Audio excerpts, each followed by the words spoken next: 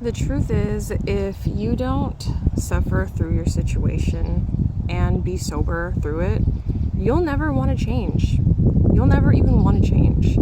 And what I've learned in my life is that weed is the drug of denial. It is the drug of numbing yourself and being complacent and not wanting to use your higher potential to get to the next level. And I'll use my own situation as a prime example. So I live in a situation right now that I'm currently trying to work my way out of. And what's going on is I'm around narcissistic people. And that's just how it is. And if you know anything about narcissists, you know they don't apologize. They don't take accountability. If they do something to hurt you, they'll wait days or weeks, and then they'll just act like nothing happened. That's their form of apology. But there's no accountability at all. So right now, it's like this. If I wanted to, I could just let all the gaslighting go, all the disrespect go, everything that's happened up to this point go, and then I could just numb myself to the world, pretend like everything's okay, and allow the narcissist to use what they have over me. This is another thing they love to do. It's like, I was sharing a vehicle with this person, and that's because the same person literally moved my vehicle without my consent and parked it down the street to make way for someone else to come park at the house, and my vehicle was crushed by a tree during a storm. No freaking joke. It was crazy. So now this person is holding this over my head, and they're like, okay, well, you can just use my vehicle. But when we don't get along, I can't use their vehicle, but they let other people use their vehicle. So I could just say, you know what, everything's fine. I could pretend like this person never gaslit me. They never lied to me. They never manipulated me. They never emotionally abused me. I could pretend like everything's fine just so I could use that vehicle and make my life easier. Or I could suffer and change the situation and change my environment. And I'm choosing to do the second one. And it's hard. I live in an area where it's very hot, and I literally walk everywhere and occasionally pay to take a lift. But I mostly walk to save money. Over just saying, okay, everything's fine. Let me just use the car. Everything's fine. Yeah, you're right. You never did anything to me. I'm at a point where it's like, I'm tired. Like, I don't even want to look at this person anymore. And it's sad. It really is sad. But when you realize that narcissists do the same freaking things over and over and over again, and they don't change, it just makes you realize, you know what? Like, I can't do this anymore. I have to allow myself to suffer. I have to walk outside in the heat and allow myself to suffer so I can become motivated to change my life. And that's when you get to the point where you're like, okay, you know what? Let me do this. Let me get a new job. Let me get a full-time job. Let me just pay for everything myself. Let me work hard. Let me get my own place. That is when you get to the next level, literally. If you're the type of person that you smoke all your troubles away and you're high all the time, you're literally numbing yourself and putting yourself further into denial and making everything okay when you know deep down that it's not okay. Like, it's really not okay to sit there and be a miserable person. And being around narcissists, it will make you miserable. It will literally age you. It will literally make you look older, because stress is worn on the body. The stress of the mind is worn on the body. It's in your face. It's in your eyes. It affects your skin. Think about it. Your skin is the largest organ in the body. And if you want to stay young and have nice, healthy skin, then you need to reduce your stress levels. Okay? You really do. And being around these types of people, it's not going to reduce your stress levels. It's going to make everything worse.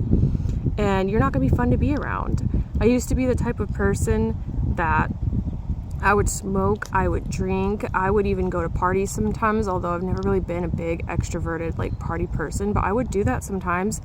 And I would think like, oh yeah, I'm having the time of my life because I'm away from the narcissist. But then what happens?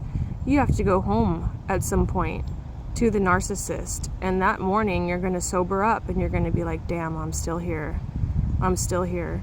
Well, that's okay. Let me just go back into that cycle of smoking and drinking and trying to numb the pain. Or what you could do is just be sober and create actionable steps and get out. That's like the only way to move on and heal from a narcissist is to leave. That's the only way.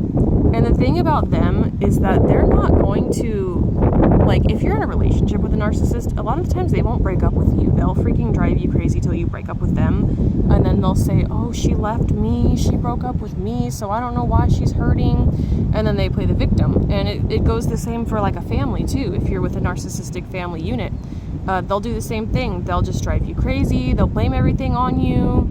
The situation I'm in is like, it's multiple narcissists, okay? It's a narcissistic unit.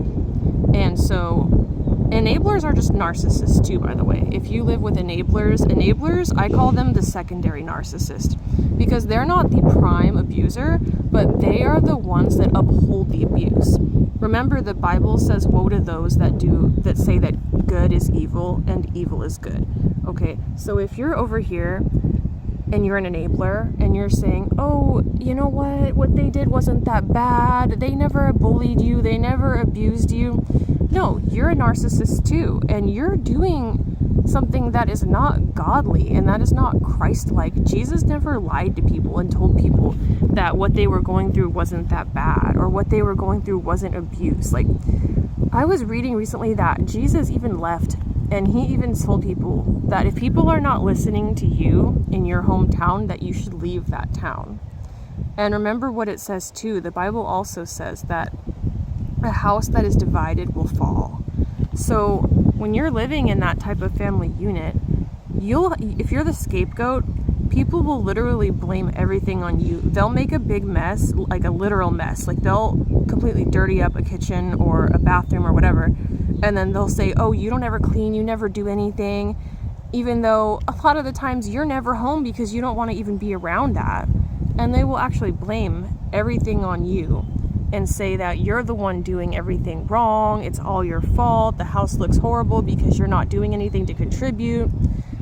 Meanwhile, you're working or going to school, or you're doing something that requires you to be like making a consistent effort for over 40 hours a week.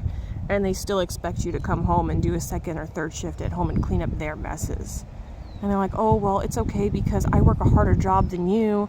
And then they'll start doing the suffering Olympics. They're like, well, I do more than you here, so you can do more than me here. I work 40 hours a week, and my job is more laborious than your job, so you can come home and clean up after me. And then the enablers will just be like, this is what they do. This is what actually drives me crazy. I'm not even exaggerating. Is they'll start like asking you questions, but they're rhetorical questions to make you go crazy. They'll say like, when did the person do that? When did they say that? Oh, I don't remember that. When did they bully you? When did they harass you? When did they lie?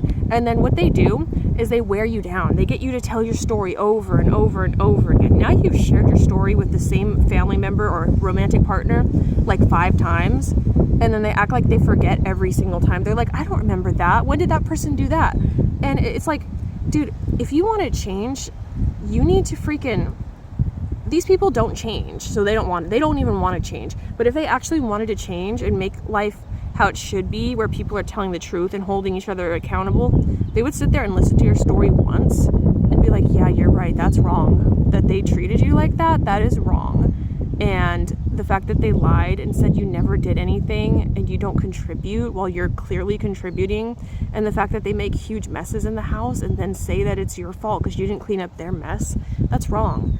But no, instead you get this weird enabling interview interrogation where they just ask you the same questions over and over and over again and act like you're making everything up. It's all meant to wear you down and drive you crazy. The only way out is to leave, straight up, you guys. Not everyone is meant to be in a relationship or in a family unit forever. And even though you want to, because the economy is designed to be falling, and the economy is designed to constantly be in a state of like crashing. So people will depend on each other and then fight with each other and be in toxic situations that they don't want to be in. And I mean, that's what it is. That's why you see, this is tangential, but that's why you literally see a rise in like polygamy and in polyamory and all of these different types of relationships that used to be like very uncommon and more like on the fringe. That's why they're on the rise. That's why people are all living together. I mean, I'm not the one to tell you that. You know that. Like, that's obvious. No one needs to tell anybody that, but that's just the truth. I mean, you can't deny it. That's literally the truth. And that's why people are in jobs they don't want to work in, and that's why everyone just has a face of like sorrow, and people just seem so miserable a lot of the time. But at the same time, you have people that are like, you know what, I'm not going to be in this system anymore. And I'm going to tell you like this, I'm going to tell you straight up. Some of you are literally going crazy to the point where you're having thoughts about doing things that can put you in jail. I'm going to tell you right now, you don't need to act on those thoughts. And you know that. Do not act on those thoughts. You need to keep the peace. You need to stay up with God for real. But just know it is better to be living in a vehicle on the streets than it is to be in jail and lose your freedom. Because at the end of the day, some of these narcissists are so crazy that they will try to provoke you to violence so that you can lose your freedom. No one is worth losing your freedom over unless you're actually like doing the work of God. But even then, you need to try to be peaceful. Peace is the number one way in life to be a good person, is just to be peaceful, try to help each other, and use your voice to make a difference. And I can't advocate for anything that doesn't involve a peaceful solution. I just can't, but you know how it is. The only way out is to just keep going through it, but have that exit plan ready and just start strategizing your way out. Start strategizing. Don't be afraid to lose your material possessions either. That's another thing too, is like some people are literally anchored down by what they own, and they won't leave that toxic house because they're like, dang, I've accumulated all of these things that they're collector's items, they're this, they're that.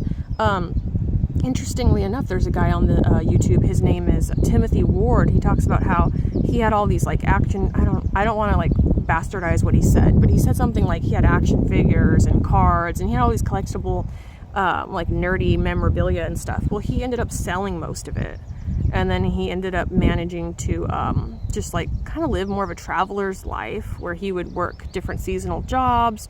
He did woofing, he did work at national parks.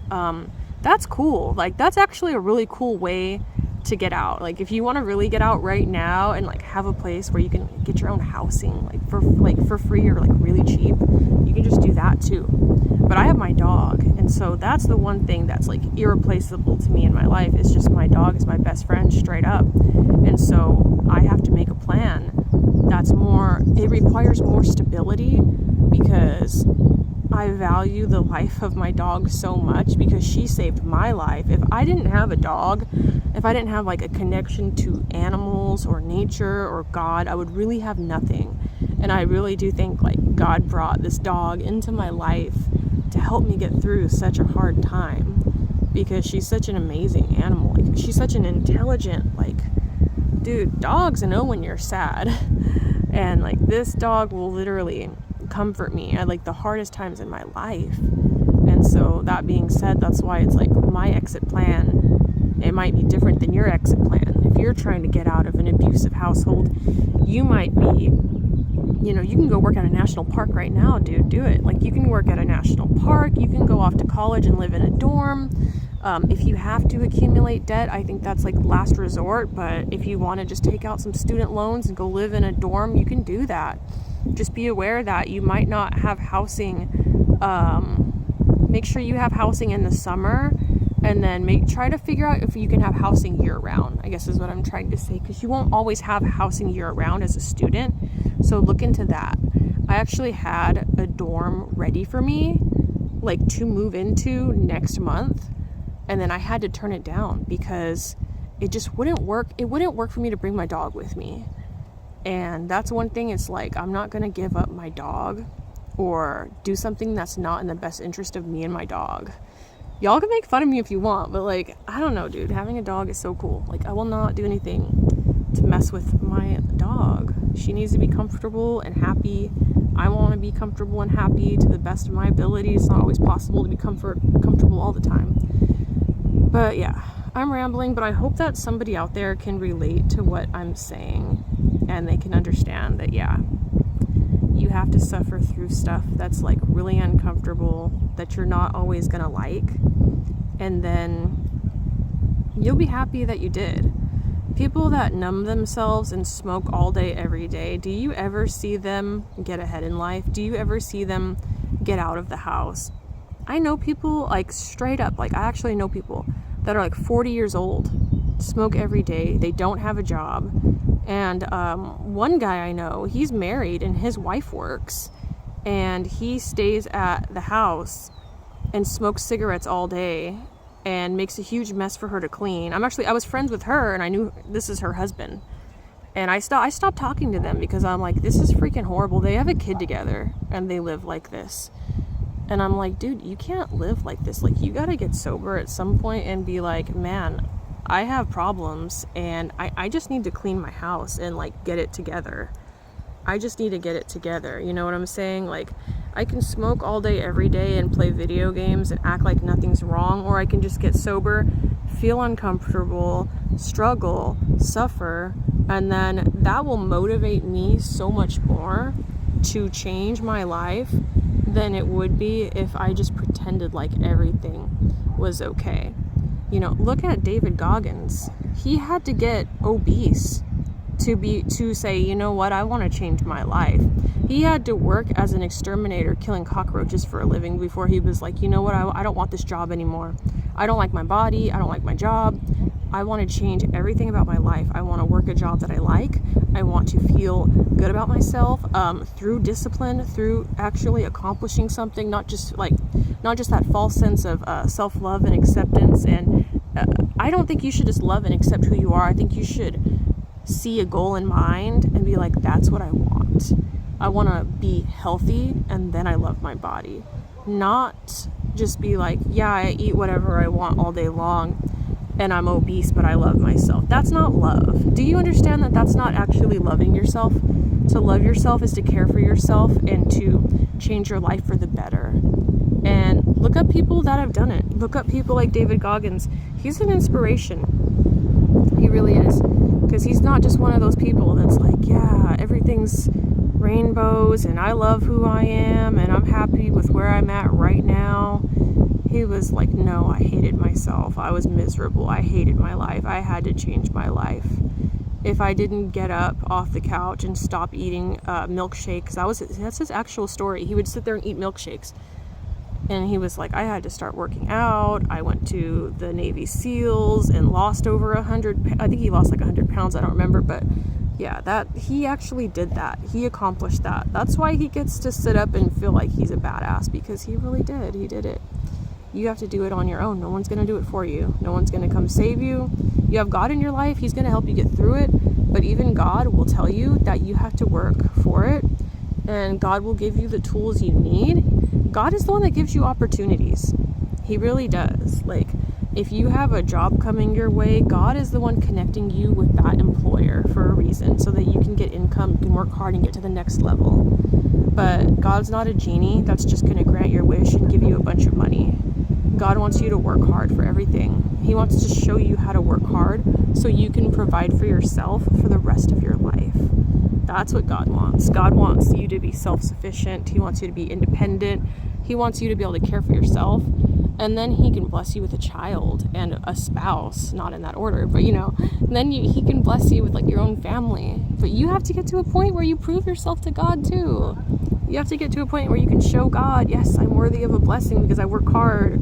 Yes, God, I'm worthy of this blessing because I'm going to keep trying. I'm going to be sober. I'm going to do my best to resist temptation. And it's not always easy. You know what I mean? It's not always easy. But you can do it. You have everything you need inside of your mind and your heart, but you just have to get up and work every day. You know what really helps me is like making a to-do list. Make a to-do list for yourself. Look up how to make a SMART goal. SMART goals, that's like when you take a goal and you put it into actual steps, and your goal has to be specific. You can't just have a goal that says, I want to be rich. What is your goal? Where do you want to live? Okay, let's say you want to move to Washington. Let's say you want to move somewhere in Washington. What is the rent out there? You can get a house or an apartment for $1,000. Okay, you need to make $3,000 a month. Okay, so what's your definition of rich? Do you want to live out there? You want to be comfortable? Okay, let's make it up to $4,000 or $5,000 a month, so then you can have a couple extra thousand for yourself after your rent and all your other stuff is paid. You know, you just have to be very specific about what you want, and then you have to go for it. Nobody's gonna get up and start working out and get you the dream body that you want. You have to work out. You have to do things you don't like and rewire your brain. Every time you do something you don't like, you rewire your brain, and then your brain actually starts liking stuff. Like, I used to hate studying. I used to hate taking notes. I used to think, you know what, I'm just going to go to school and watch the lecture and take the quiz and get an A. That's what I used to really think. Then I started taking notes on everything. I started writing everything down because I was like, if I've written it down, then I know it.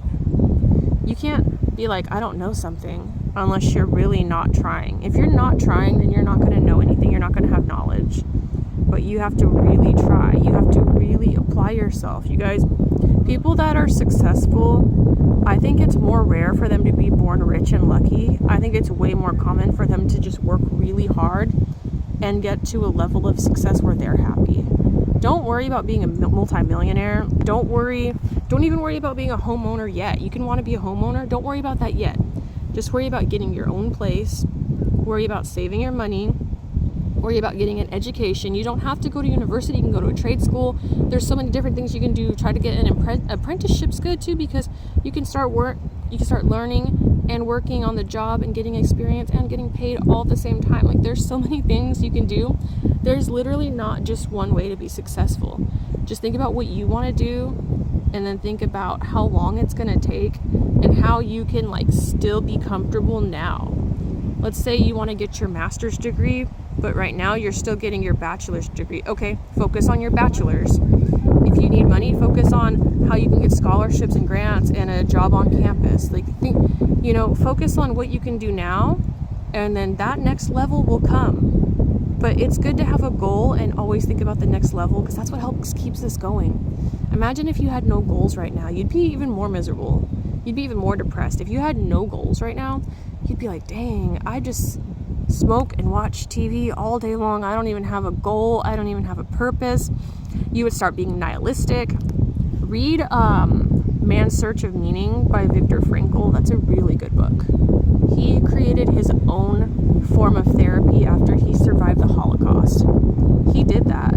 And his whole point of therapy is you need to believe in something. You need to think that something has meaning.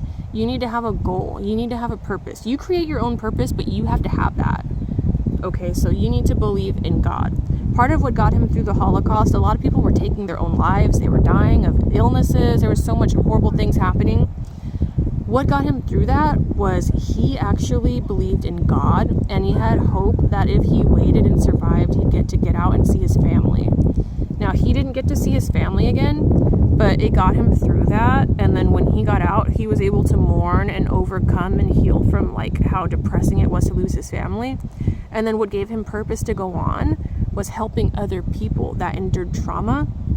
And that's what motivated him to create his own type of therapy. And so he did that, and he became a therapist, and he started talking to people and explaining to them that you need to have meaning in your life. You do. You just have to have meaning. And the way that you suffer too, he talks about this as well, is when you're suffering, what you can control is your reaction to the suffering, and your mindset plays a key role in how you get through it. So if you view your suffering in a positive way, and you think you know what, I can get through this, everything's gonna be okay, I can do this. He used dark humor to get through a lot too. Can you use dark humor? Can you laugh about your situation? Can you see all the chaos in your life as kind of funny and crazy? If you were a character in a movie, you have to kind of see that. Think about how cool your memoir is going to be once you get through all of this. There might be some embarrassing stuff in the memoir that you can make fun of, but yeah, it's you just have to get through it. There's really no way around it. You just have to keep going through what you're going through to get to the next stage. Nobody wants to be in a video game where they're stuck on the tutorial stage forever. Nobody wants to be on level 1 forever, dude. You got to get out of the tutorial and start exploring the world.